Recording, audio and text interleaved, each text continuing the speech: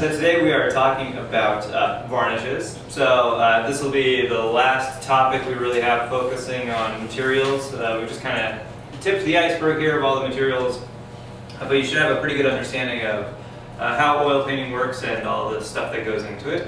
So now we're going to talk about what happens when you finish a painting. So hopefully if you are working on a master copy at home, it's coming along well enough that you would like to keep it. So varnishing will be an essential step in protecting the painting over time.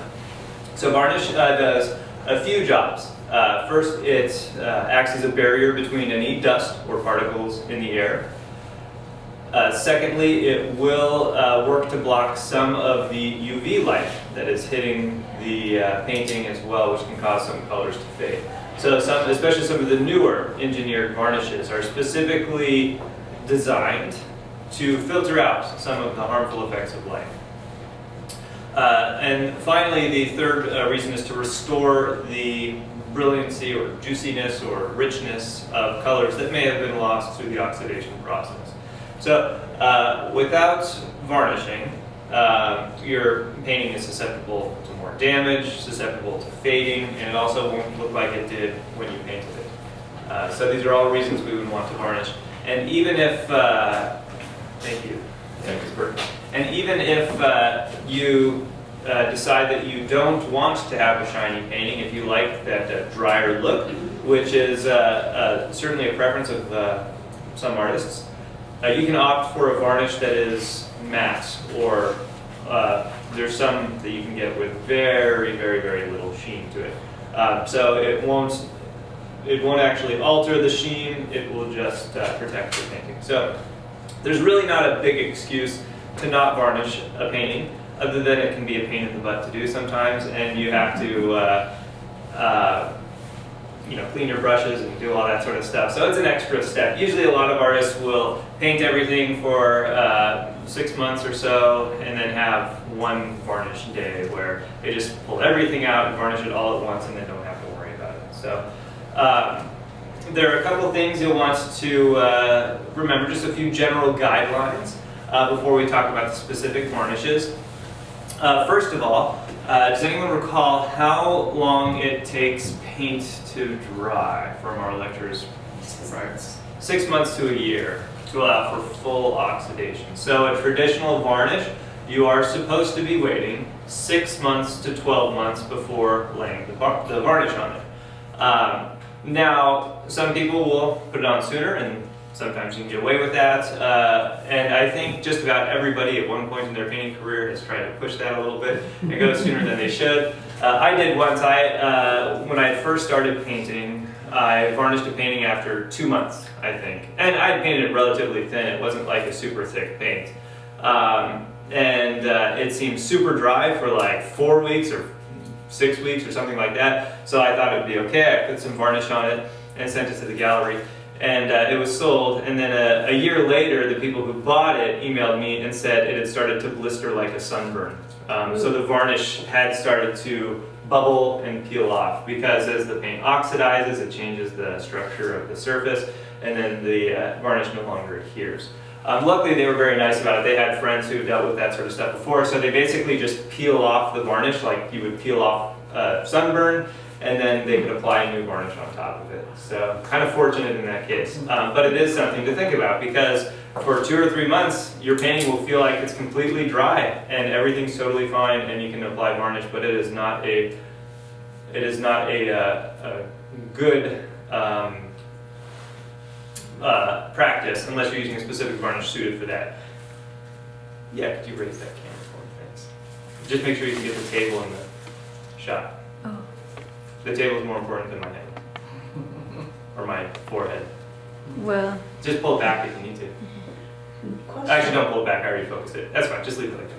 Question: if you have a commission, or you want to get it to a gallery, and you're on a deadline, what do? Do you just say, "I'll come back in a year and varnish it for you"? Well, do you want what every conservator says, or do you want the working artist Both. say? I want both. Okay, conservators say stop rushing, wait 6 months to 12 months before you send it out.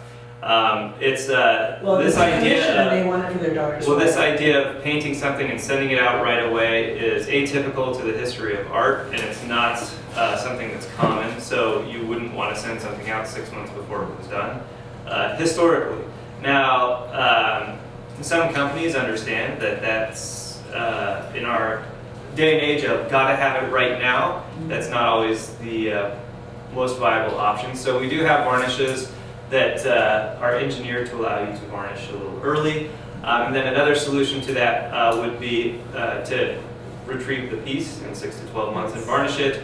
And then a third option would be to utilize a medium that at least gives you the sheen and high gloss of a varnish, or whatever gloss it is you're going for of a varnish, so that you don't end up with dead patches when you send it away. And then you could varnish it at any time in the future after that 6-month period.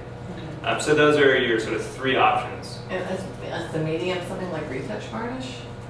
Or Now, is you that wouldn't want to different? lay retouch varnish on top of it. You would use a medium that has the higher gloss built in. You wouldn't put medium on, I'm not saying put medium on top of it as if it were a varnish and send it out. That's a poor practice, because that just adds a weak layer that'll cause problems later. But mixing a medium into your painting while you're painting it. So there are some mediums that, if you look upstairs on the medium charts, will yield paint of a higher gloss and varying levels of sheen.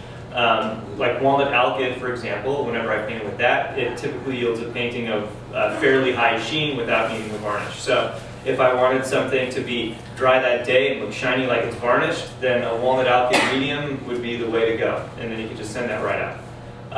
And then there's other, I think Liquin and Neomegil have slightly varying sheen levels, but similar working properties. So you could sort of select from that chart upstairs which sheen you want to go with, and then utilize that medium. But even with the walnut alkyd, would you still wait 6 months before you put a varnish on it? Yeah. Okay.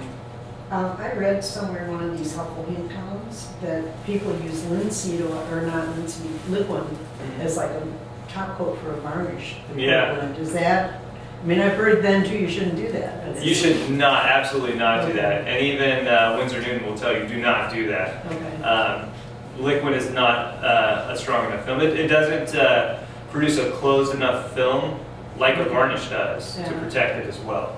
Okay. So the idea of varnish is that it's a solid, unporous film covering your painting, versus paint films, which are typically more open and porous. And so it gives you some superficial qualities of a varnish, but it doesn't give you the actual protection the varnish does. And because of the fact that the varnish is a closed film, that's why you have to wait until your underlayers are completely dry, because there's no way for the heat and expansion to work its way through.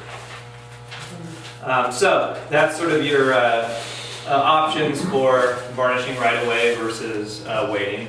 6 months to a year is the preferred. So I have a few paintings here of executed at varying times. I think this one was about 6 months ago, 5 or 6 months ago. This one was about, no, maybe this one was 4 months ago. No, it was 5 or 6, something like that. This one was about 3 months ago.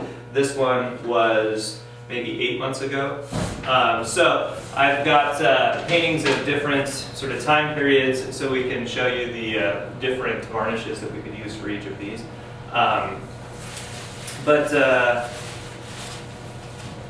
When you're varnishing, things to keep in mind are that you want to do relatively thin layers, more coats of thin layers on most varnishes. The only exception might be something like this one, which we'll talk about, which is mastic varnish, which is not actually recommended by conservators.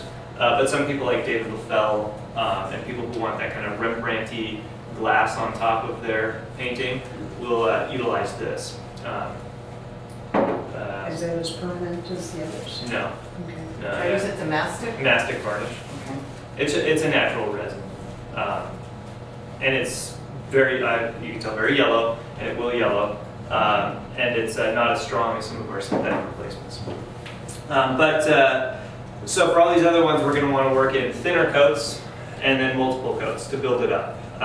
So if there's a thin coat on there and some of it doesn't adhere as evenly, then the second or third coat will help to even out the sheen and even out the coverage. You don't want to just dump a bunch of varnish onto one area, which I think we've all done at one point, to like try and cut where it's not working. You just put more and more on and then try to really saturate it, because then you can end up with streaks or drip marks, tears, they call them, running down. You don't want to have that. So we want to do thin coats and thin coats and thin coats and thin coats. And you don't have to wait long between the coats. You just want it till they're dry to the touch. And a lot of these are like a day, sometimes even less than a day, and you can start adding more varnish on top. The other thing to keep in mind is that before you varnish a painting, it may sound like common sense, but you will want to clean it, because these paintings will get very, very dirty over 6 months time period, just collection of dust. And I thought I just had it somewhere here. I just wiped off this painting, and it didn't look much different than this, but if you took it out in the sunlight and caught a sunbeam, you could see that it was covered with a fine layer of dust. And so when I wiped it off, it ended up having a paper towel full of dirt.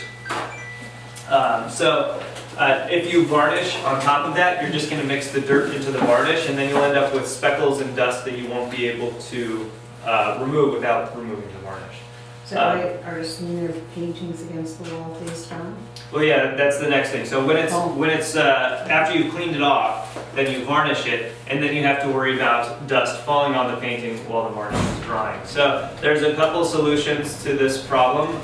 One solution is, as Kathy mentioned, leaning the painting against the wall thusly, so that way any dust that falls hits the back of the canvas, not the face of the canvas. And as long as you don't have a lot of airflow through there to carry dust through, you should be okay. If you have pets, that might not work as well, because like dog hair and cat hair gets on the floor or ledges and things like that. So you have to make sure that your ledge is super clean or your floor is super clean, and then just try to keep the area free of any activity until everything dries. When you wipe it off, is it just a dry paper towel? To clean it before varnishing? A paper towel with just a little bit of water. Water, okay. So the other option, aside from leaning against the wall, a creative one that I've heard is to put it in some sort of container, like if you have a large plastic tote, that's an option that you can just set this in and cover it loosely to allow a barrier from dust. And then another really creative solution that I heard was a pup tent. Somebody got a pup tent that was basically just for painting. So when they were ready to varnish, they'd erect the little pup tent, slide the painting in, zip it down, and then leave it. And so it's sort of like its own little concealed box free of dust. So that was probably the most creative solution, and it can work on larger scales than some like Tupperware solutions. The other thing too is if you do need the pup tent idea works well not just for varnishes, but for just any painting in general that's drying that you don't want to get hair on. If you're working with mediums that are going to keep your paint film open for a few days or a week, then having a little tent like that to slide your painting into will keep dust and things from falling on it. And then if you need to aid or encourage the drying time at all, you can set that pup tent out in sunlight, and you can raise the temperature to 90 degrees or so, and then give it a little drying boost. So it's not as destructive as an oven, but it does give you a little more heat. Raising the heat will help varnish, but doesn't necessarily help paint dry, right? No, it'll help the paint dry. It will? Oh, Yeah. okay. What about hanging it upside down? I've heard people do that. They literally hang the paintings upside down. Like Face to down? dry, Yeah. like this, or like Face that. down. you like suspend it. Yeah, yeah. Well, sure, but as long as air doesn't fly up and dust get into it, that might be a little Dogs more. and cats' hair can Yeah. That might It not seems work like well. it seems like a lot The of spruce can come along and sneeze under it. And that- Yes. like contracting. If you do have pets, bathrooms, like in the tub or shower, is usually hair-free. So if you need to at least get your painting in there for the varnish to dry for a few hours, that's probably the place to stick it. And is that a couple hours How, as long as it's dry to the touch, you're okay? Yeah, yeah, and a lot of these don't take very long to dry, you'll notice. So that's pretty much it on varnishes. If you look at like the Gottingen book and a couple of the other materials books, they will say one of the requirements for a good varnish is that it's removable with a mild solvent. So something like petroleum distillates, mineral spirits, or something to that nature, a gentle scrubbing should be able to remove the varnish and allow you to go back in and clean the painting or adjust the painting and then revarnish as needed. Some of the older paintings, like the mastic ones, are not as easily dissolvable as some of the newer ones, so they're not as preferred. Some of those old resins that come from trees that we use to varnish everything, they're restorers have a harder time removing those without damaging the painting layers. But some of these newer ones we have, like this Gamblin varnish here, nice and removable, which is great, fairly easily. So I've had some paintings where 6 months down the road I decided there was an area that wasn't quite right with it, so I could take a clean lint-free cloth with a little bit of Gamsol and rub the area a little bit to remove the varnish, and then repaint and let it dry, and then apply some varnish after a while. And you use Gamsol interchangeable with mineral spirits? Well, When you Gamsol is talk- an odorless mineral spirits, Okay. well, petroleum distillates. You probably won't use, I wouldn't use hardware store mineral spirits, No, hardware no, store no. turpentine, any of that. Use the artist grade petroleum distillates, terpenoid, Gamsol. I think there was another one out there that people were talking about. Lisa, I think. The Mona Lisa has Yeah. one, yeah. By Speedball, I think. Mhm. Yep. So let me wipe this one off to sort of show you. With these, you know, I did bring in a variety of varnishes to look at. Gamvar is probably the one that most of you are going to want to go with because it allows for you to varnish as soon as the painting is dry to the touch. So the painting layer is, or the varnish layer is supposedly open enough to allow further oxidation, but tight enough to allow the protection necessary for varnish. So, if the painting is dry to the touch after only a month or a couple months like this one here, then we can go ahead and throw some varnish on it and be okay. What if, good. excuse me, what if you've used like an alkyd or something that speeds the drying? I think we already discussed this. No, but for the Gamvar, for dry to the touch, I mean, that's gonna be a lot sooner than if you don't use it. Dry is dry. Dry is dry. Dry to the touch is dry to the touch. Okay. Yeah. So we have the Gamvar here. We use that on our more recent painting. The ones that are around 6 months old here, we can opt for just about any of these varnishes here. Not sure which one I'll use. It doesn't really matter. I'm gonna use this one. We're all gonna be high. Yeah. Well, for one of these, I'll use the spray one here. The spray one you'll probably find is the most convenient of all to use. It's fantastic because you put it in a box. Kevin brought us a cardboard box. I guess that determines which painting I'm using. I'll do this one while I'll spray. You put it in a cardboard box to avoid overspray. Open the doors or go outside, it doesn't really matter. And then just spray across. Let it set for a couple minutes. Spray across, just like we would with a drawing.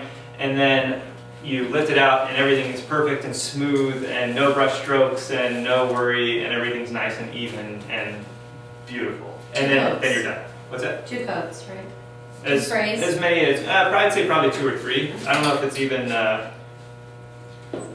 says on here, but just enough to make an even sheet. Just make sure it's not overheated. Varnishes, are they self-leveling? Do they, or do you? It depends on which one you're using. Some of them are so liquid that, like the Gamvar here, this is so liquid it's like water.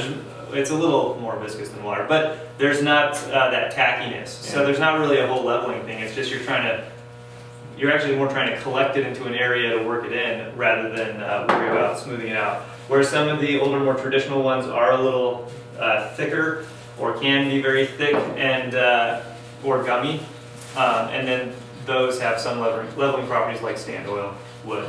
So the mastic varnish that LaFell uses is like this. It's like this one, but I think the one they produce is thicker.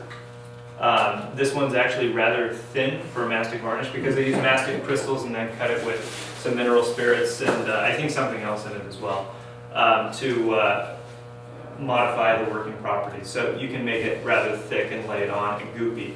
Because Brad, who is at Old Masters Mediums or whatever they name themselves out there, who does all of David's stuff, he was telling me that when he applies it, you have to apply it in a strip, and then you have to go right next to the next strip and apply it because it's starting to set and firm up by the time you get to one end. So you have to like really work it all the way down, so by the time you're done, it's like you put this glossy resin all over it, and that's what gives you that nice smoothie shine to it. But this is far more liquid than that. This does not have that same working property. So it just depends on how they cut the mastic crystals.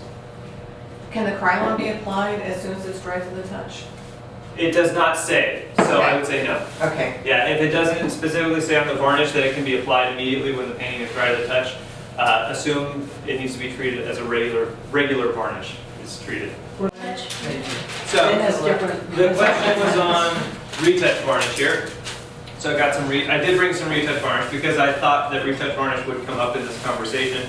Retouch varnish is not a varnish and not something you would want to put on as a top coat. And this is what some artists are like, oh, let me just spray a little retouch and send it to the gallery. That's usually what happens because they need it to look good in the gallery for a show and then hopefully sell it so they don't have to worry about it when it dries at home in the collector's house and then it starts to look different.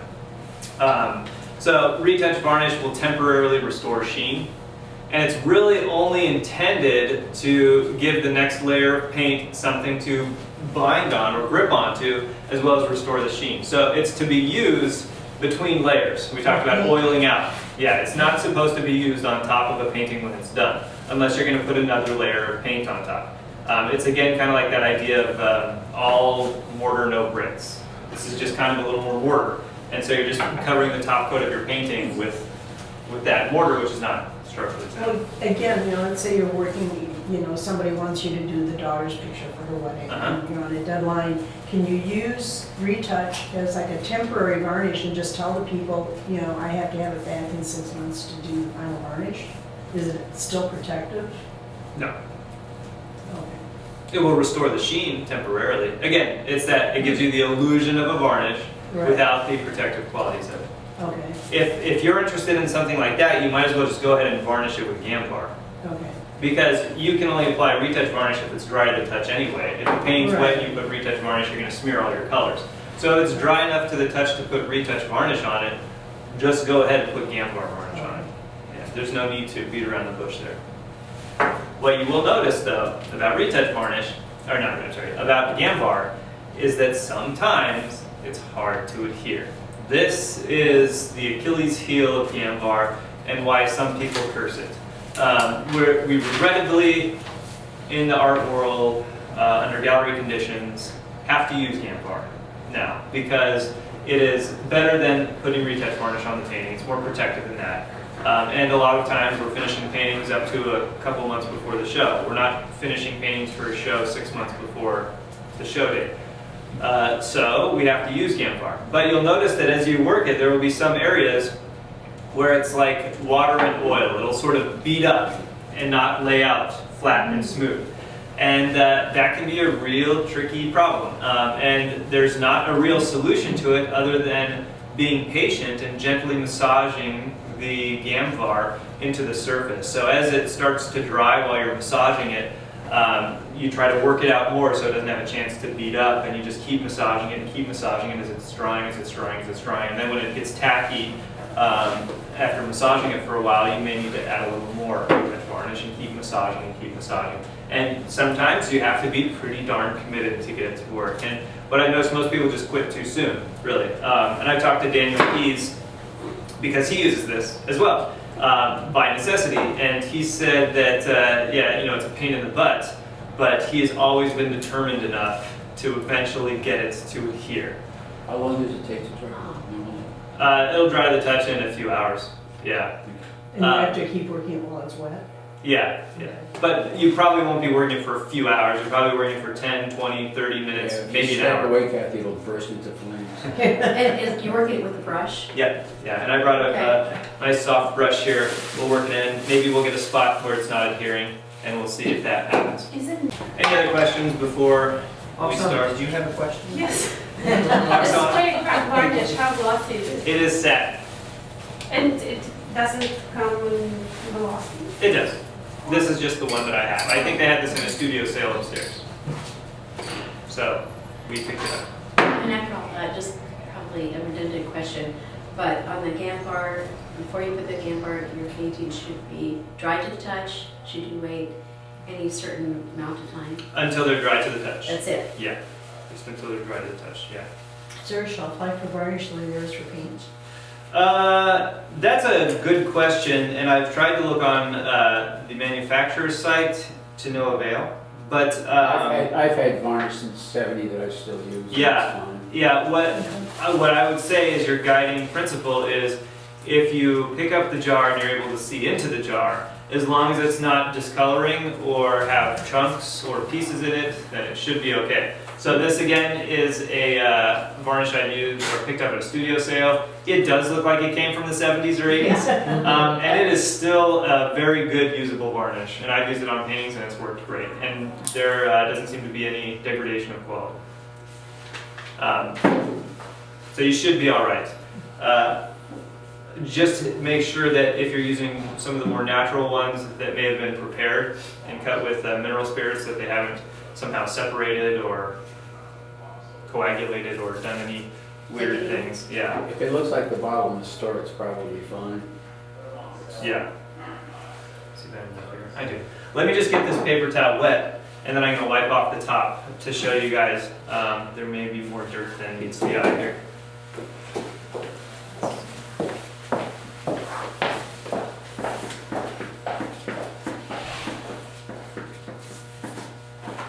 He's gonna edit all this out, so you guys. We can talk amongst ourselves. Yeah, I don't think everyone's just seems really quiet. Is he gonna send us all those videos? 'Cause Yeah. I need one of those. Yeah, we get some uploaded. Although we only have 2 weekends left until the end. Yeah. Make sure you can. Hmm? Smells all virgin now, so we definitely.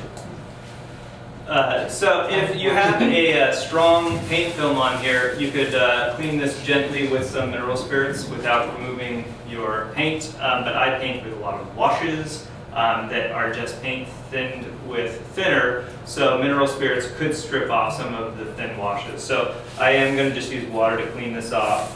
And let's see. Oh yeah, this thing's kind of dirty here. Let's go back and forth here. It's getting just a little discolored. You can see there's dirt there. So we'll go ahead and wipe this off and then let it dry a little bit. If you decide that you are going to be a painter who uses these thin marks or washes, you need to make extra certain that you varnish it, because these things can flake off and crumble and fade away if you don't varnish it. So if you're not going to be a solid film painter, then you have to make sure you apply a varnish. Jim, with the water-soluble oils, once they're completely oxidized, dry, whatever, that won't hurt. Rate of water that you're using there won't take anything away. Not that I've ever, I don't think it can be reactivated once it's oxidized. Yeah, it's just like acrylic paint. Yeah. It's just an emulsifier and it makes it ACDC. I love that. I love this. And do you still use the same varnishes with those? As far as I know, yes, there shouldn't be any difference.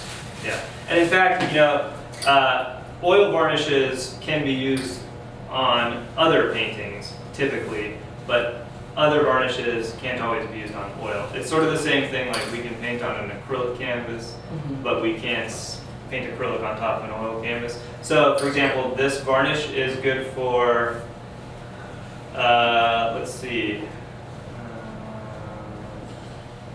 Oh gosh, it was just on here. Oh, here we go. Acrylic, watercolor, oil, pastel, colored pencil, oil, digital prints, and more.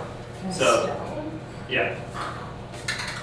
It's just a light spray varnish. But it's just like spraying your drawing. at the end. We could use that on our charcoal drawings. You don't spray your drawing? Not pastel, no, I don't know. It kills the crystals. Sometimes it takes. Oh, weird. How does it stay? It dents it. How does it stay on? I've always sprayed pastel drawings. Did you have a question? We could have used that on our charcoal drawings. Yeah, you can use Okay. but you'll notice that the stuff that works on oil paintings is more expensive than the stuff that works only on drawings. Okay. Yeah. So, This can make your white look funky too. You I was know, white. So that's sometimes, the you know, I've other heard stuff. people I was say gonna that. ask I've never that. had that trouble when I've sprayed my drawings. Yeah. So I don't know if it's just the distance you are when you're And just maybe spraying. the distance, yeah. Huh? Jan Just doesn't, darkens. Jan doesn't Yeah, spray. it just makes the white look funky. Changes the white. If you hold back. Oh, yeah, see, I've never it's had not bad. that. Yeah, sorry. Like the general's pencil has a little bit of binder in it, it's kind of greasy, and sometimes if you're Oh, too okay. close, it'll screw it up. I see. So white charcoal is fine, you're thinking. White charcoal. I've never had any problem with it, but some of you guys have said that you've sprayed it and have had problems. So I don't the way I No. spray, the way I did the demo, but I guess it just depends. You sprayed a few inches, right? 12 Few. inches? A lot of inches. 18 inches inches. maybe. Yeah, in very, very light coats. You don't need a lot. Don't want to do anything. All right, so we're gonna go ahead and pour some of this on here. That's probably more than I need, but I'll go ahead and work it out. And then I'll take the excess off with a paper towel. And so there are specific varnish brushes out there that you can use. They can get pretty pricey, and they're just these nice big brushes that are super, super soft, and they cost, $20 or $30 or whatever. I've bought those once or twice, but was never able to satisfactorily clean them, no matter how hard I tried. And so I would always lose the brush after one use. And so I stopped buying those. Synthetic brushes. Yeah, They work great. synthetic brushes are great. Yes, exactly. Michael's has like a $2 brush or a $3 brush with it's a black handle and just cheap Teflon orange hairs. Which is what I typically use for varnish brushes. And I just get the biggest one they have, and then if it's, once I use it for a day of varnishing, I usually just toss them, or I put them in my sort of utility brushes for special effects. Okay, And you I got a don't lot use of like the extra. foam brushes and. No, because if you do use a foam brush, you can. You need to make sure it's a super high quality foam brush that's not going to degrade. And leave little foam chunks, because I've had that happen before. So you need a super high quality one. And then again, you're paying a lot of money for one, and you probably won't be able to use it more than the one time. Sounds like mine make it scratchy sometimes. Yeah, as soon as they start to get a little hard. Yeah, no, the 69-cent ones will probably not be very good. Just go ahead and get the $2 brush from Michael's. You keep missing a spot, a little spot. It's like, Well, yeah, I've got some It's here like- and here Yeah. no, and no, it's here. in the middle. In the It's middle? like where the line goes down. The neck Where that over one here. line is, Tim. Oh, here, Yeah, there, yeah. and there. Yeah. Yeah, there's two. Yeah, I see a couple. We'll get there. Oksana must be at the great angle. Yeah, You always have to find the right angle. Yeah, I can see them. And it's driving It's me good to have a crazy. spotter. It's a real thin coat. I think that's a dent in the canvas. I also think it's a color, it's a little. Yeah, there is a ripple, Oh, scratch or dent or something. It's a here dent and from the here. back. You Yeah. can say that. Yeah, that's why I hate stretched canvas. I actually found, we went back to Miami this last weekend, and I was like, oh, 16 by 20 triple lead primed stretched canvas. I am so bringing this in. And we put it in the trunk, and I was extra careful, making sure that there's nothing around it, and it was sitting on top of something, and then it still got dented somehow. So I'll just have to mount it. I hate stretched canvas.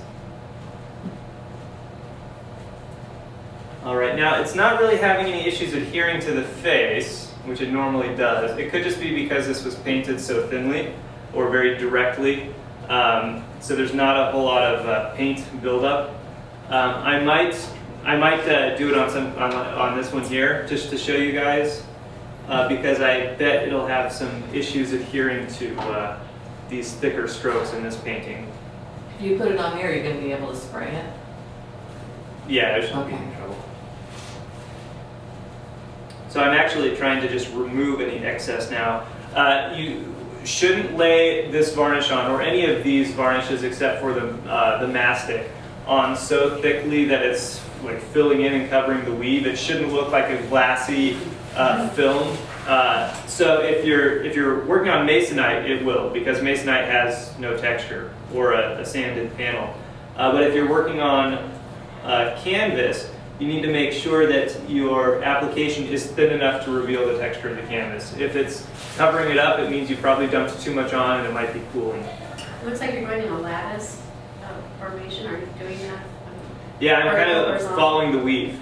So the weave goes this way and the weave goes this way. So I'm sort of working it into the weave and removing the excess. That way too, if there are any strokes of varnish that end up showing in the end, which I don't think we'll have an issue with here because we're going so thinly, they'll at least follow the weave and then they won't be noticeable.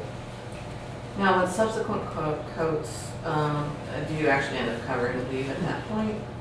Or you This still do it this thin varnish enough? will never be thick enough Okay. to do that. Even on a portrait weave like this, you'll never get enough coats on there to compensate. You Okay. probably have to do like 5 or 10 coats of varnish.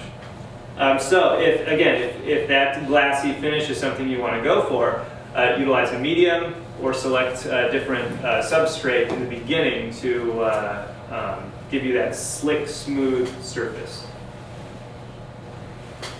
Yeah, that's pretty much it. That was actually a little too easy. Normally we don't have that much easy application with this guy. You'll want to make sure again that you clean it nicely before you varnish it, and then also as you're working this, don't scrub it too much. Go back and forth like this. If there's a small area that's not adhering, you can get a little abrasive and maybe work in different directions or the circular or whatever to work it in. But overall, you don't want to just go back and forth, back and forth. If you agitate the varnish too much, it could create bubbles, which may or may not pop and settle. So you could end up with little speckles or bubbles or froth in your Probably should varnish. shake the bottle then, right? You shouldn't. I would not advise it. Okay. Unless that's what That you guy's like. good. That's nice. Okay, we'll go ahead and just set him against the wall here to dry. Nice little sheeny painting. If I want to increase the sheen level, I can throw another coat on there in a little bit. Let's try this one here. I want to run into some problems for you guys. And then if I need to, maybe I'll spray that one. Figure it out. So you notice, I used a very, very small amount of varnish. Out of this little cup, I used maybe that much level of varnish for that whole painting. I don't think it's clean. It's not, yeah. Looks Yeah. nasty. Oh, very dusty. So if I were to varnish this, it would the dust would hold there, and then all of those little speckles would pick up sheen, and it would look, I don't know, speckly, sheeny. So let's see. I'm gonna go get another paper towel. This one's dirty. When I use a paper towel, don't use one that's very clothy and fabricy that could leave little bits. I like the school's paper towels because it's just like paper with no fibers coming off. So I'll wet this and that's what I'll use to clean Do it. you know what brand that is? Because actually I was trying to find I don't some know, but I commercial like stuff. these. I've never. So don't use something like that. Yeah, this No. little. Or Yeah. Viva, don't use Don't Viva. use Viva. There's cloth for glasses. Oh yeah, like a microfiber cloth. Yeah, that'll work for lens cleaning cloths. Yeah, Yeah, yeah. and if you ask, something else I really I like. thought you buy Yeah, there's so a lot much of of it stuff on here. at Costco or someplace like that. I don't want to buy the wrong thing. I'll just wipe it off first before I actually use water on it because there's a lot of dirt on here. I saw you getting ready to pour it. It's like, That would have been a good mistake to show you guys. How would you fix something like that? Take the varnish off. you have to wipe it all off. Yeah, you should try to wipe it down. And if you need to, dab some mineral spirits. What if rag. what if you don't notice it till it's dry? Well, The mineral spirits will Yeah. check it out, Okay. thank goodness. We used to clean old paintings by removing the varnish. And then revarnishing, because the varnish is kind of gummy Tim, and would you traps cradle cigarettes, that particularly forward? cigarette smoke that people use to Yeah, smoke. yeah. No, You get some paintings Because that's and his you word clean it, it's like resilience. day and Oh, night, and just that's yellow fine. film I think gone. I should I do that wasn't with like that furniture too, because I've got some before. sticks Yeah, with old that's furniture, how we're you know, where the chairs are With getting furniture, that's like like that that. before? Before I painted on it, and yeah. varnish, half and Because I half. have one that's kind of like that, I didn't know if I it need was to do self. Because the. Well, yeah, that much work the, not is the- negligible, the- especially since it's going to go into a frame. Because the Okay. trick will dry the wood out. and Now, if this wasn't the varnish on sealed, the it could furniture work more, be compromised with the- and then there would be some issues. You said turf or Turf and- Sometimes they half are. and Okay. half. And if it's restricted down to the You haven't worked. You need to relax then. drips and. Okay, I think we're good It's here. interesting, because I have Yeah, some but areas where it's it's worn right. too. Yeah, but I mean, it's that That's a way. good idea. Good brush. You don't have that stain. All right, so we're just gonna go ahead and pour a little on here and see if we can run into some. So you wouldn't dip into the bottom at all? I wouldn't dip into the bottle. Normally what I would do is pour this into a little cup or container, but they're all upstairs. So, Because you just want to compromise what's in the jar. right, Okay. yeah. If you end up having dust in your brush or on the painting, or God forbid the painting is still wet and you didn't realize it, you don't want to end up messing with your varnish supply. Okay, let's see if we're going to have any adhesion problems. So far, it looks too good. Adhesion would be, of course, it was too built up, or I hate to say it, I see something white on there. Something white. Well, I think but by Fox's head and under Brittany's chin, I Oh, I see what you're talking like about. white yeah. speck, I just don't want to do Back that. by her chin. Are you talking about here? No, the other side. Mm-mm. Chin, Chin. by his head, above his head, sort of by Reflection. her chin. You don't see it, okay. No, it could just be a buildup of paint that's It could catching, be, I just. catching light. Yeah. No, I don't see it from this direction. It's just like, oh. Okay, well, I'm not having any issues here. The temperature will have an effect as well on how easily this goes on. So just like with our regular painting, you want to do it in the 70s. Okay, let's pour a little bit. Maybe we need to get all over here to find an area. What's that? Unless you're a plein air painter, in which case you have to temperature. That's true. Oh, didn't see that red in there before. That's interesting. So all of the darks are being restored here. You can really see a difference in the value and the color, yeah. more importantly, in, from the lights. That's right. Lights and the darks. Varnished area.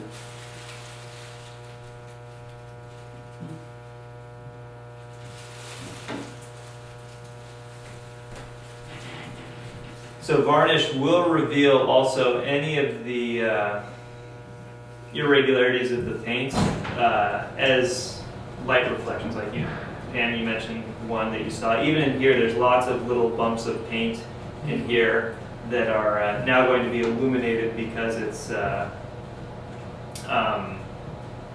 varnished. And a lot of artists will hate, like Richard Schmid says he hates using shiny varnish on any dark paintings because any little bump in the paint is illuminated in a dark area. So it's hard to achieve the richness of the of what it was before when you varnish it. But you have to varnish it to get the richness of the darks back. So it's sort of a. So you go to a lower gloss, So what? go to a lower gloss. You can, yeah, you can go to a lower gloss would be the idea. Or like other artists like Sadie Valeri will take some fine grit sandpaper in between all of her layers of paint and smooth it down so the actual film itself is smooth. But if that's not the style of painting that you're working in, then you wouldn't want to do that. So you just have to go to a lower gloss. So that way you can get all of these colors and values back. It just won't be shiny. But you know, there's other artists like David LaFell who always paints very dark paintings and always likes super shiny gloss, and so it looks nice. And you can see some of the speckles and dust and whatnot that's in the background of those dark areas, but ultimately nobody looks at them too much. It's just you, the artist, will be obsessing because every little speck is illuminated and it's not what you intended, and it can get frustrating. Okay, well, nothing on there was having issues adhering. Something right under her nose looks mad. I don't know if that's good. It might just be your angle. Well, no, when you went over it, it fixed it, but I don't know, it might be coming back as well. Oh, okay, yeah. And that's what you'll notice too. If that's an adhesion problem, that's what we'll look out for. You'll go over it one time and it'll look fine, and then like 2 minutes later, you'll look back at it and one area will be matte. So that's what we're kind of looking for here. And that's Like this what's area happening. might be a little matte there. Yeah, just right under her nose, it's coming back mad. I'll have to wait. I don't see it from, it's all sheen from this angle. So if it comes back matte, you have That's when you have to massage it in, yeah. Okay, I have to get some of this excess off here.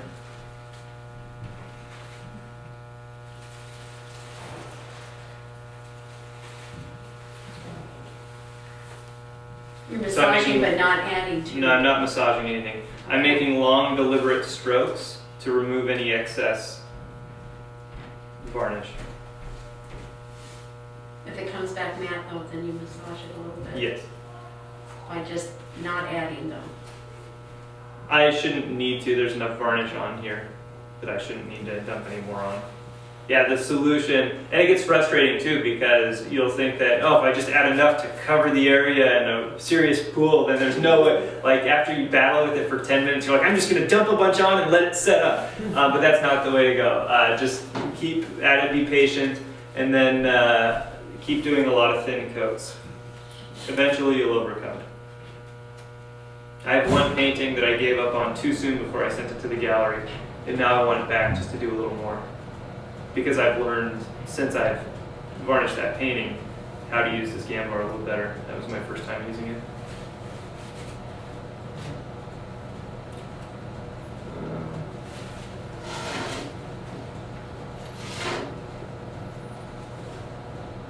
I'm not seeing anything. Well, if it's, maybe we'll try this one. No, we're at it. So yeah, if it didn't work, I would just be working it back and forth, then letting it sit for like a minute, and then it would start to get matte again, then I would go back into it and work it. And basically as this dries, it'll get more and more tacky and more tacky. So each time I do that and then wait a minute, and then do that and wait a minute, then eventually it'll start to grasp a little more. It looks like this area might be doing that. Let's see. If you let it dry matte, any chance that it would gloss up with the next coat? If you haven't massaged it out Right, to that's disperse what it, I'm then talking no. about. Okay. No, it won't. Yeah, I ended up with one painting that basically has 3 coats of varnish everywhere except for the parts that it didn't adhere to initially, because I was hoping that the next coat would do it or the next coat would do it, and it never did, because you have to just really keep working at one area as it's setting up. So you have to catch it in the first layer, first coat. You should try to. Yeah. So the main advantage of Gambar is you can do it as soon as the painting is dry to the touch. That's exactly right. So, If you're gonna be waiting you know, a 6 couple months, you'd weeks. be using something else. Yeah. Yeah. Right, yeah, you can use something like the ones Like they're the doing, or the Archival. Liquitex or the Krylon, and just spray that bad boy up or brush it on. So anybody who wants to watch me spray a painting, we can go outside. We've got a box there that I'm going to throw this painting in and then give it a spray. And if not, you can take a little break and then we'll set up for a color. You're going to spray that one? I'm going to spray this hollow one. Okay.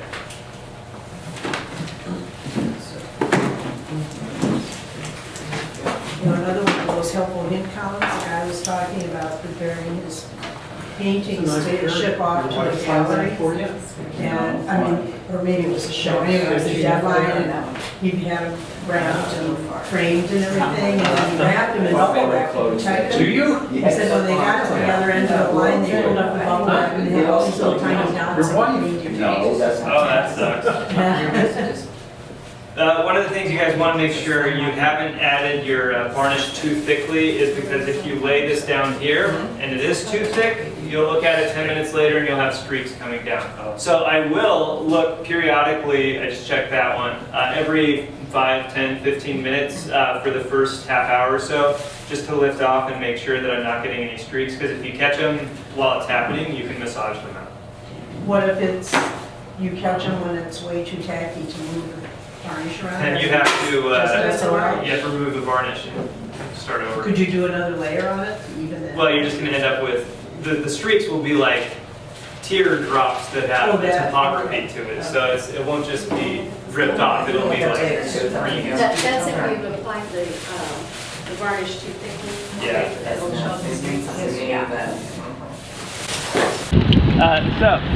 This needs to be held, it says 12 inches away. I'll go a little further away just because it is windy, so that'll avoid puddling and pooling.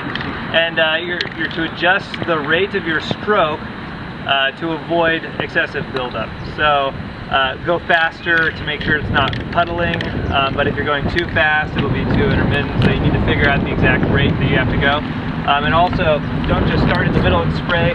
Start on one side, overlap a couple inches, and spray across, and then go back and forth and back and forth. It'll dry to the touch in 10 to 15 minutes, to handle in 2 hours. So we'll give it a spray. One coat should be pretty good. And then if we needed to, we can come back 15 minutes later or so and spray it again. But we'll see how one coat does. Right. When you do that, do you go this way and this way, and that's considered one way? One way should be good enough, just left to right.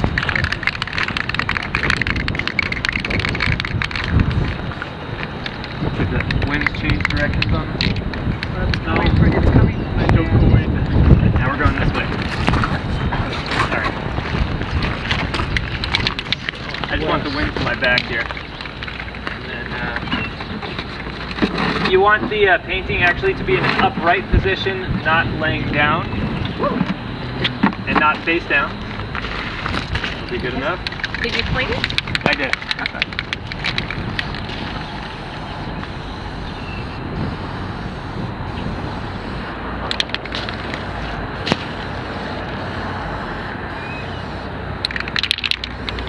We're back up.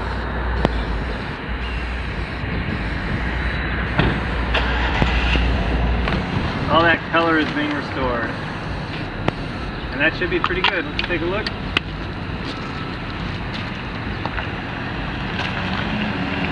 Yep. That's it. Again, this is a satin finish, so there's not going to be a whole lot of shine associated with this, but it is a nice even coating where everything displays the same amount of sheen across the painting. So it's as simple as that. You're done varnishing. You could probably add another coat just for an added level of security once this dries, but as far as our initial coat, that's perfect.